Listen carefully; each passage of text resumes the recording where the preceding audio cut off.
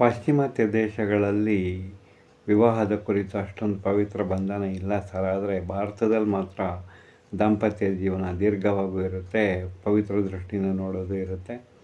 ಆದರೆ ಇತ್ತೀಚಿನ ಕಾಲದಲ್ಲಿ ಪಾಶ್ಚಿಮಾತ್ಯ ಪ್ರಭಾವದಿಂದ ತುಂಬ ವಿಚ್ಛೇದನಗಳು ಜಾಸ್ತಿ ಆಗಿದೆ. ಇದನ್ನು ತಪ್ಪಿಸ್ಬೋದಾ ಸರ್ ಅಂತ ತರಗತಿಯಲ್ಲಿ ಒಮ್ಮೆ ಪ್ರಶ್ನೆ. ಅದಕ್ಕೆ ನಾನು ನಮ್ಮ ಗುರುಗಳು ಹೇಳಿದ ವಿಷಯ ಹೇಳಿದೆ. ನೋಡಿ, ಯಾರ ಮನೆಯಲ್ಲೂ ವಿಚ್ಛೇದನ ಬರಲ್ಲ.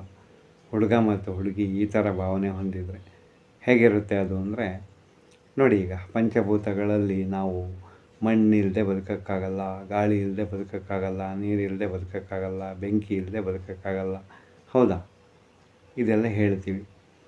ನಮ್ಮಲ್ಲಿ ಆ ಪಂಚಭೂತಗಳ ಅಂಶ ಇದೆ. ಹುಡುಗನಲ್ಲೇ ಆಗಲಿ ಹುಡುಗಿಯಲ್ಲೇ ಆಗಲಿ ಪಂಚಭೂತಗಳ ಅಂಶ ಇದೆ.